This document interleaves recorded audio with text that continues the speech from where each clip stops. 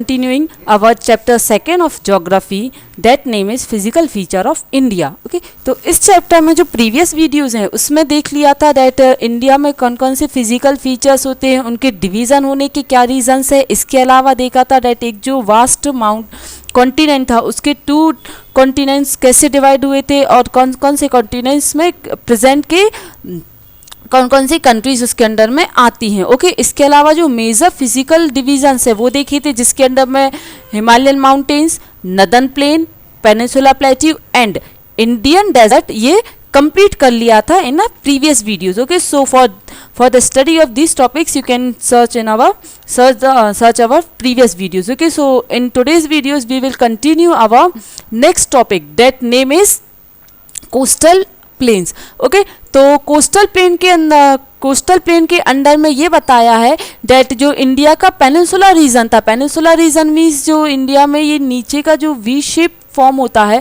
उसके अलावा जो ऊपर का जो पूरा एरिया था मीन्स जो अपन ने हाई माउंटेन सेंट्रल हाईलैंड और डेक्कन प्लेट्यूज जो देखे थे।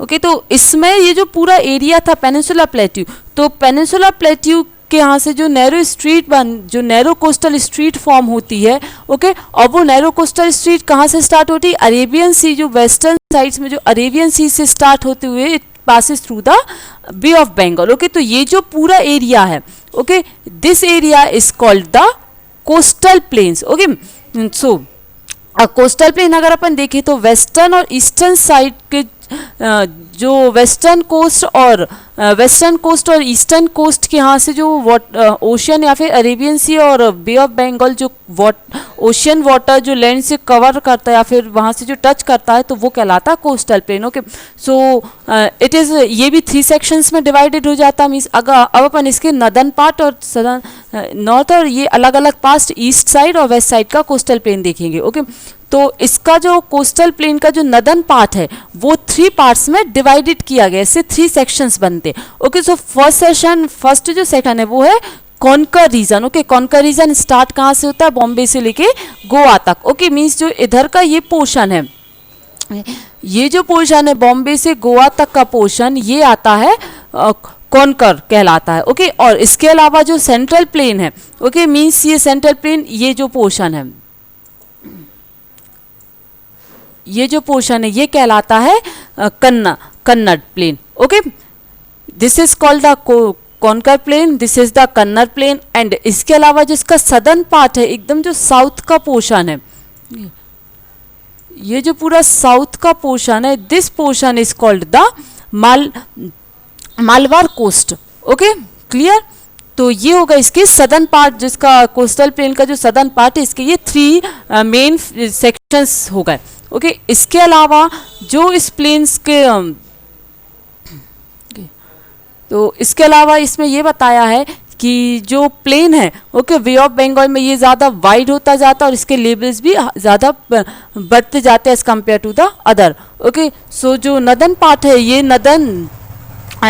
नदर्न कनकर के नाम से भी बहुत ज़्यादा रेफर करते हैं इसको, और जो इसका सदर्न पार्ट है that is called the Coromandel coast. Okay, मतलब इसका नदर्न पार्ट और सदर्न पार्ट भी अलग अलग नेम से रेफर है। ओके, और इसमें जो सबसे मेन रिवर है इस रीजन में, ओके, मतलब कोस्टल प्लेन की सबसे मेन रिवर है महानदी, गोदावरी, कृष्णा, कावेरी। ओके, ये सबसे ज़्यादा इंपॉर्टेंट प्लेसेस हैं और ये प्लेस इन रिवर्स के कारण यहाँ का डेल्टा क्रिएट होता है। ओके, इन कोस्टल्स में डेल्टा क्रिएट होता है इन रिवर्स के कारण। ओके, और इसमें सबसे जो इम्पोर्टेंट रिवर बोली गई है और सबसे इम्पोर्टेंट फीचर जो रोल प्ले करती है that is Chilika lake. Okay, और चिलिका लेक की एक स्पेशलिटी है डेट ही इंडिया की सबसे लार्जेस्ट सॉल्ट वाटर लेक भी कहलाती है। ओके, जो कि उड़ीसा में ये सबसे मेनली सिचुएटेड है और ये जो महानदी डेल्टा उसके साउथ में लाइज करती है। Clear about the coastal plain. Now our next and last physical landform is the island. Okay, तो आइलैंड मीन्स बेसिकली होता क्या है, आइलैंड मीन्स होता है एक ऐसा लैंड मास या फिर एक ऐसी लैंड का पीस जो कि पूरे चारों साइड से वाटर से कवर है। Okay, so if we talk about the island, अपने सामने एक इमेज आना चाहिए डेट ऐसा एक लैंड का पीस है जिसके चारों ओर वाटर ही वाटर है। ओके, तो ये कहलाता है आइलैंड। तब आइलैंड में यहाँ पे बताया, आइलैंड के बारे में अपन देख भी चुके दैट इंडिया में सबसे फेमसली 2 आइलैंड्स ग्रुप्स का सबसे ज़्यादा फेमस है, Andaman and Nicobar island and second is Lakshadweep island. Okay, तो इन्हीं दोनों आइलैंड के बारे में अपन देखेंगे।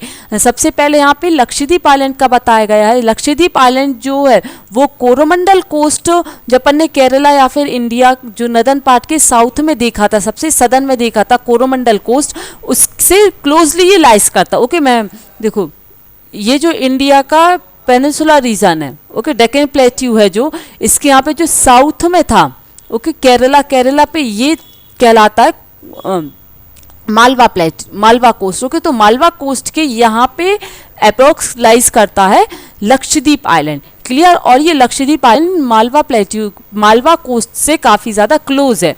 ओके, और ये जो रीजन है लक्षद्वीप आइलैंड, ये स्मॉल कोरस से बना हुआ है। Okay, small corals island, corals means होता है जो स्मॉल माइक्रो ऑर्गेनिज्म पार्टिकल्स होते हैं। ओके, जो नॉर्मली वार्म वाटर या फिर जो वाटर्स में पाए जाते हैं, ये कहलाते कोरस। ओके, सो ये काफ़ी ज़्यादा स्मॉल कोरस आइलैंड भी कहलाता है ये।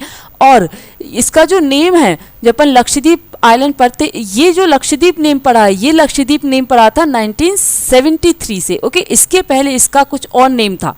ओके, और ये नॉर्मली कहलाता था लकादेव, मिनिकॉय और अमेनदीप। ओके, इन नेम से ये फेमस था, बट 1973 के बाद इसका नेम चेंज कर दिया गया था और इसका नेम हो गया था लक्षद्वीप आइलैंड। ओके, और अगर इसका एरिया वाइज बात करें तो ये 32 स्क्वायर किलोमीटर एरिया कवर करता है, और इसका सबसे मेन सिटी या फिर एडमिनिस्ट्रेटिव हेड जो हेड क्वार्टर है इसका, वो है कवारत्ती, और this is also known as a capital of Lakshadweep island. Okay, और यहाँ पे काफ़ी ज़्यादा फ्लोरा और फाउनास के बहुत सारे डेविएशन या फिर अलग अलग फ्लोरा एंड फाइना काफ़ी ज़्यादा लार्ज क्वालिटीज़ में और अलग अलग स्पीसीज़ में देखने को मिलता है, डाइवर्सिटीज़ है यहाँ पे। और यहाँ पे जो पीट्स आइलैंड है, ओके, पीट्स आइलैंड बेसिकली अगर अपन हैबिटाट के हिसाब से देखें तो हैबिटाट में जहाँ पे ऐसी सिचुएशन है अपने एनवायरनमेंट की जहाँ पे पीपल रिसाइड कर सकते हैं। ओके, रहने लायक जगह जो कहलाती है।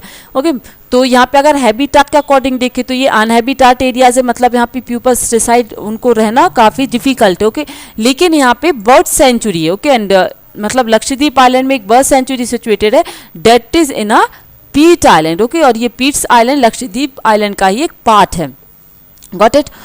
ओके, ना अगर कोरोमंडल कोस्ट को और कोरस को देखना है, कोरस है क्या, तो you can study see. Okay, corals क्या होता है बेसिकली इसमें बताया गया है, कोरस रीफ। ना इसके बाद यहाँ पे नेक्स्ट बताया गया है डेट इसके ये जो लक्षद्वीप आइलैंड बताया था, ये लक्षद्वीप आइलैंड लाइज करता है इस पोर्शन में, मीन्स अरेबियन सी में। ओके, ये जो इंडिया का सदर्न पार्ट है, इसके ये जो आइलैंड है लक्षद्वीप आइलैंड, ये लाइज करता है इसके अरेबियन सी में। Okay, Lakshadweep island. और जो नेक्स्ट आइलैंड है Andaman and Nicobar island, Andaman and Nicobar island lies करता है इंडिया के बे ऑफ बंगाल रीजन में। ओके, ये यहाँ पे लाइज करता। Got it? तो जो बे ऑफ बंगाल के यहाँ पे ये जो आपको अगर आप मैप में देखेंगे तो एक आइलैंड्स की चेन टाइप की दिखाई देती है। Okay, that is called the Andaman and Nicobar island. Andaman and Nicobar island भी काफ़ी बड़ा एरिया को कवर किए हुए हैं। ये भी 2 अलग अलग बाउंड्रीज से डिवाइडेड किया गया है। इसका जो पूरे आइलैंड का जो नदर्न पार्ट है, ओके, नॉर्थ पार्ट है, वो अंडमान कहलाता है, और जिसका सदर्न पार्ट है, south portion, that is called the Nicobar. Okay, तो सदर्न पार्ट और नदर्न पार्ट को कंबाइन करके पूरा एक कॉमन आइलैंड बनाया गया, that name is Andaman and Nicobar island. Okay, यहाँ पे माना गया है कि डेट ये जो इसका फॉर्मेशन हुआ था या एलिवेशन जो इसकी पोजिशन है वो सबमरीन माउंटेन्स से बनी हुई हैं। ओके, और ये जो माउंटेन ग्रुप है यहाँ पे भी फ्लोरा एंड फाउना काफ़ी ज़्यादा पाए जाते हैं। और अगर इसकी पोजीशन देखें तो इंडिया के लिए बहुत बेनिफिशियल पोजीशन ये प्रूफ भी हुई है।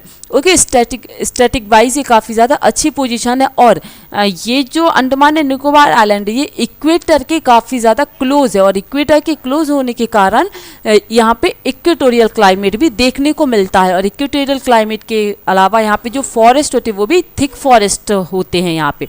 Okay, get it about the islands. Okay, तो ये पूरा था ऑल 6 फिजिकल फीचर्स के बारे में। ओके, ना यहाँ पे लास्ट में इस चैप्टर की शॉर्ट समरी बताई गई, और शॉर्ट समरी में ये बताया गया है कि जो अपन ने फिजिकल फीचर्स जो पूरे डिटेल्स में अभी स्टडी किए हैं, ओके, वो सभी वो पूरे रीजन, हर एक रीजन एक यूनिक रीजन्स, ओके, जिसका काफ़ी ज़्यादा इम्पोर्टेंट रोल प्ले करते हैं इंडिया के रिसोर्सेज को और भी ज़्यादा रिच बनाने के लिए, और ये रीजन्स एक दूसरे के लिए कॉम्प्लीमेंट्री की तरह भी प्रूफ होते हैं, ओके। जैसे माउंटेन्स वाटर के लिए बहुत ज़्यादा, वाटर और फॉरेस्ट के लिए बहुत इंपॉर्टेंट रोल सोर्स हैं, ओके। जो नदर्न प्लेन्स है वो भी का इंडस्ट्रियलाइजेशंस के लिए, एग्रीकल्चर वर्क के लिए बहुत ज़्यादा इंपॉर्टेंट है, और वहाँ पे कल्टीवेशन काफ़ी ज़्यादा होता है।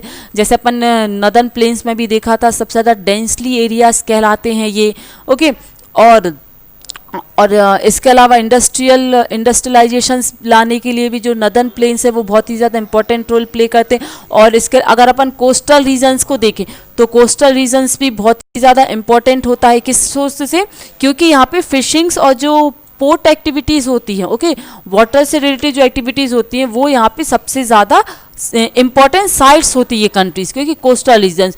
तो इन सभी रीजन्स को पढ़ने के बाद ये कंक्लूड कर सकते हैं अपन डेट ये जो पूरे रीजन्स देखे इंडिया में, फिजिकल रीजन्स या उनमें जो डाइवर्सिटीज़ देखी, वो डाइवर्सिटीज़ अपने आप में एक बहुत ज़्यादा इंपॉर्टेंट पोजीशन प्ले करती, और इन्हीं सभी के कंबाइंड से किसी भी कंट्रीज़ पे अगर अपन जैसे ये इंडिया के बारे में देख रहा है, तो इंडिया जो है इन्हीं सब के कॉम्बिनेशंस के कारण ही इतनी ज़्यादा रिच रिसोर्सेज में इतनी ज़्यादा रिच है और डेवलप्ड पोजीशन में धीरे धीरे आ रही है, okay, because of these resources, okay. So that's all about this chapter, so in the next video we will continue our next chapter. So thank you for today.